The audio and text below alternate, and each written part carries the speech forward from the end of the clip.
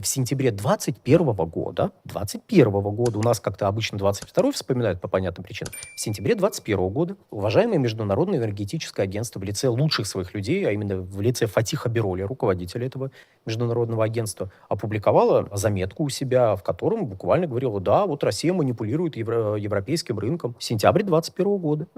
Сейчас, правда, Урсула фон дер Ляйен выходит. Я вот, как бы невольно касаюсь политики, но я, когда это вижу, я понимаю причины. Я не могу сейчас сказать: ой, что ж это они такое творят. Осадочек остается. Урсула фон дер Ляйен вот недавно тут выступала и заявила: энергетический кризис мировой и рост цен на энергоносители начались вот с февраля 22 года. Она не конкретную дату называла, а некое событие, которое там произошло. Ну, неважно. Все поняли. Из серии «Погодите, ребята, а что ж вы рассказывали, что Россия манипулирует вашими рынками в сентябре? А почему у вас газ дорожал до $2000 за 1000 кубов 13 декабря 2021 года? В общем, это не для экспертов, а для народа.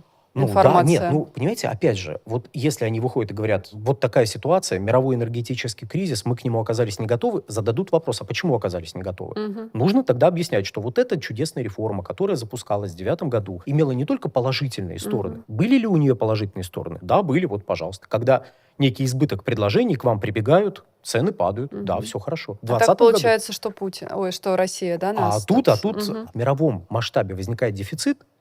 У вас ценообразование привязано к бирже. Сейчас я эту мысль закончу, подключив Россию к этой всей истории. Но пока вот, раз мы дошли фактически почти что до дня сегодняшнего, то следующая история, что в мировом масштабе в 2021 году возникает дефицит. Спрос растет, а предложение за ним не успевает. В первую очередь предложение сжиженного природного газа, потому что трубы далеко не везде проложены. Возникает ситуация, когда резко начинают расти котировки, при том, что цены газа с нефтяной привязкой остаются на прежнем уровне. Они привязаны вот к нефти. Нефть там, конечно, дорожает, но дорожает не кратно. А нефть, кстати, почему дорожает? То есть это мы про газ. Слово «дорожает» в данном случае не совсем корректно использовать. Я бы предложил использовать слово «восстанавливаются цены». Нет, дорожает нефть, а цены на нефть восстанавливаются. Потому что мы видели падение цен, и это падение выходило за пределы оптимального инвестиционного коридора. Ну почему было? Давайте я закончу предыдущую мысль. Все, а то я сейчас убегу, и все, мы не вернемся. Как я Россию хотел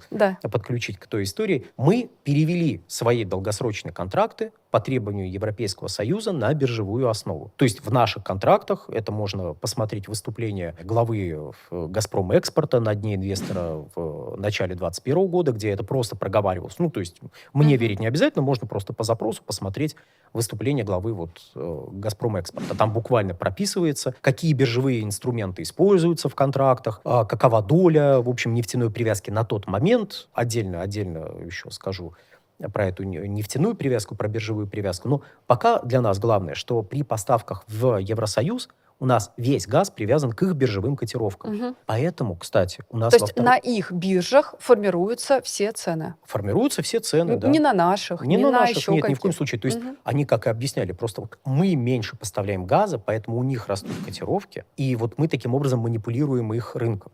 Тут какой момент? То есть при желании не совсем.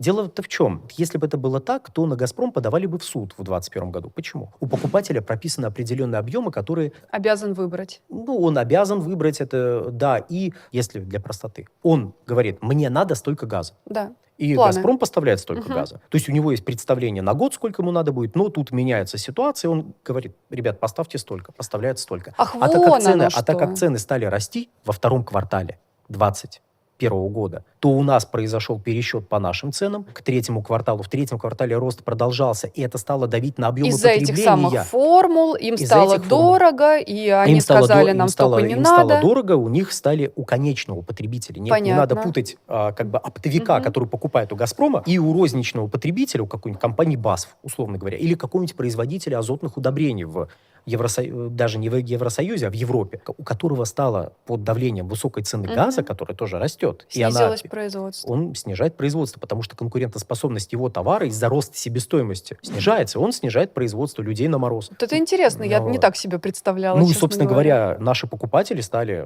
говорить: ребят, надо меньше газа. Поставляется меньше газа. Это не к тому, что бедные покупатели бежали на биржу, и из-за этого росли котировки. У меня в таком случае просто, если это так происходило, у меня возникает, знаете, впечатление, что нам хотят мегаломанию привить. Каким образом? Просто одновременно росли котировки в Азии, росли котировки в Соединенных Штатах Америки. То есть мы настолько могучая страна, что мы, взяв за горло бедную трепыхающуюся Европу, манипулируя ее рынками, вызвали общемировой рост котировок. Ну, вы можете себе такое представить? Нет, было бы, конечно, ой, какие мы могучие, замечательные. Но нет, это было не из-за этого. Это было из-за того, что, в принципе, в отдельных регионах резко вырос спрос, притом спрос, в первую очередь, на СПГ. К ним трубы не проложены. На СПГ, в первую очередь, торговавшийся с биржевой привязкой. Это если несколько упростить ситуацию. И биржевые котировки пошли вверх. Давайте еще раз вот эту схему. Почему растет цена? Потому что покупатели... Есть две цены. Есть две цены газа. Цена газа с нефтяной привязкой, цена газа с биржевой привязкой. Как правило, эти цены не один в один равны. Но а сейчас они разошлись? В этом дело? Ну, признак кризиса мирового энергетического в том, что цена газа с нефтяной привязкой была кратно, а в отдельные периоды на порядок ниже цены газа с биржевой привязкой. Ах, вон оно что. То есть цена газа с биржевой привязкой могла быть $3000 за 1000 кубов, а в это время цена газа с нефтяной привязкой была там $280-300. То есть азиаты получают газ по вот этим ценам просто потому, что они заключили такие контракты, а европейцы получают газ по вот этим ценам, потому что они заключили другие контракты. Это если несколько упростить, а если вот более широко посмотреть на ситуацию, то мы видим, что до 2022 года, то даже до 2021 года, до начала кризиса, порядка 75% газа, который продавался в Азиатско-Тихоокеанском регионе, это был газ с нефтяной привязкой. Ну, а, соответственно, четверть шла с биржевой привязкой. Посмотрим на Китай. Для чего это будет хорошей иллюстрацией вот этой ситуации с точки зрения Азии? Что видел Китай? Дорожает газ, дорожает уголь. Что мы делаем? Мы снижаем потребление газа, мы увеличиваем собственную добычу угля, чтобы сбить котировки на уголь. Мы ее увеличиваем, доходим, для понимания, Китай в отдельные сутки добывал порядка 15 миллионов тонн угля. Для сравнения, Россия добывает где-то 420-440 миллионов в год. Тут за сутки 15. Ого. То есть они где-то, за месяц добывают столько, сколько мы за год. Китай очень крупный в этом плане игрок. Примерно половину всего угля в мире добывает. То есть они снизили потребление газа, они увеличили добычу и потребление угля, чтобы газ заместить. И те китайские компании, которые обычно часть газа покупали через биржу, если брать показатели 2021 года, то через биржу было куплено где-то 24-25 миллиардов кубов. Они уже в 2022 году минимизировали закупки, снизив их где-то на 21 миллиард кубов. Ну, где-то вот около 4 миллиардов было в итоге куплено через биржу по сравнению с 25 годом ранее. Почему они так делали? Потому что, в принципе, они специально снижали потребление того газа, который продавался с биржевой привязкой. Они увеличивали потребление газа, который продавался с нефтяной привязкой. Обратите внимание на статистику того же «Газпрома», который отчитывался. Мы сверхплана поставили газ в Китай, там вот должны были поставить... То есть это сознательная деятельность конечников из Китая? Да, то есть зачем покупать в 10 раз дороже, если можно купить 10 раз дешевле? То есть это не Россия вот эту разницу цен создала, а нет, это вообще не... То есть это никто ее не создал, это разница в ценах. Да, действительно, есть отдельные люди, которые там почитали Bloomberg и Financial Times, которые, в свою очередь, почитали мы не прогноз. Ну, то есть это не сознательное или это какое-то стихийное действие? Это абсолютно стихийное было. То есть, еще раз, мы находимся в ситуации кризиса. Одним из важных маркеров кризиса резкое расхождение цен с биржевой привязкой на газ и цен с нефтяной привязкой. То есть, может ли один и тот же товар, одна и та же 1000 кубов, ну, хорошо, там почти одна и та же, там есть по составу некоторая разница, но не суть. Это сейчас не предмет нашего разговора.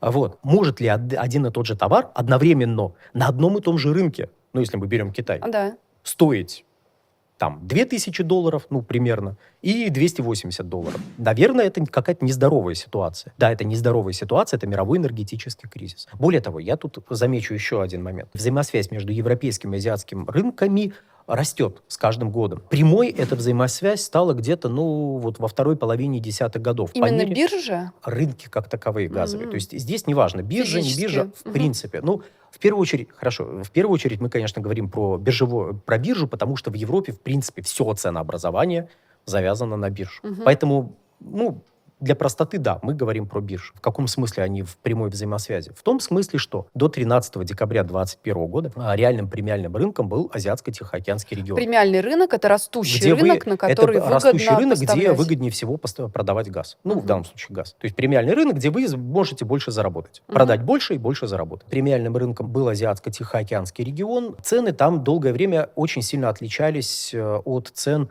в Европе. Притом они могли отличаться в несколько раз. Но по мере того, как в Европе переключали всех поставщиков на биржевую привязку, и по мере того, как развивалось производство сжиженного природного газа, сейчас объясню, как это связано, возникала прямая взаимосвязь между биржевыми котировками в Азии и биржевыми котировками в Европе. И сейчас, если биржевые котировки в Европе опускаются менее 80% от биржевых котировок в Азии, вот берем там $300, берем 80% от $300, если ниже вот этой отметки опускаются, начинается переток газа из Европы в Азию.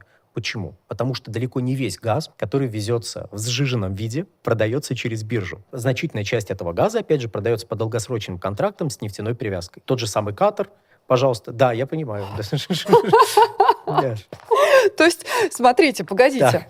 Мы начали разговор в какой-то момент, вот прежде, у нас был разговор о том, что поставляют столько, сколько поставляют, потому что столько должны поставить по контракту. Это количество они выбирают, и поэтому вот такого резкого сокращения и перетока, направления поставок быть не может. Сейчас каким-то неуловимым для меня способом мы пришли к тому, что все-таки не весь газ вот так поставляется, а мы можем немножко манипулировать тем, куда мы чего поставляем. Мы СПГ, как совокупный поставщик. Я же говорю, нам не часа 3 надо, чтобы вариант. так коротенько, но обстоятельно все обсудить. 2 системы ценообразования. Вот это просто система ценообразования. Вот мы с вами договариваемся, мы привязываемся к бирже, мы привязываемся к какому-нибудь там вот JKM показателю, или мы привязываемся к TTF. Мы можем, кстати, с вами к любой другой европейской бирже, если очень хочется, привязаться. Хорошо. Но обычно привязываются к TTF, она самая большая, самая ликвидная. То есть там больше всего торгуется. Вот. Это просто система ценообразования. А отдельная вещь — это сами биржи, на которых идет торговля. И еще отдельная вещь — это объемы газа, которые продаются либо с нефтяной, либо с биржевой привязкой. То есть есть долгосрочные контракты с биржевой привязкой. Контракт заключается непосредственно покупателем. А покупатель — это уже компания, которая потребляет. Это не обязательно. Это может быть некий крупный хаб, крупная энергетическая компания. Вот, например, тут недавно одна крупная энергетическая компания европейская, Юнипер, подала в суд, ай-яй-яй, Газпром, ты нам не допоставил, верни нам денег. Вот это крупный оптовый покупатель, который дальше продает газ уже своим покупателям внутри страны. Это мы с вами еще не касались ситуации, когда российских поставщиков допускали до конечного потребителя в Европе. Если мы сейчас туда уйдем, то все. Просто чем больше вас слушаю, тем больше, мне кажется, это невозможно понять.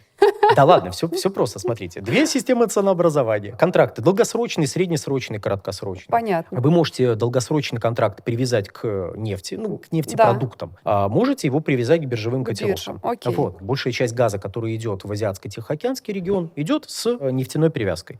Порядка 3/4. В отдельные периоды больше, в отдельные периоды меньше. Для простоты. Примерно 3/4. Еще 3/4 газа продается через биржу. В Европе 100% газа поставляется с биржевой привязкой. Им так нравится, они так захотели.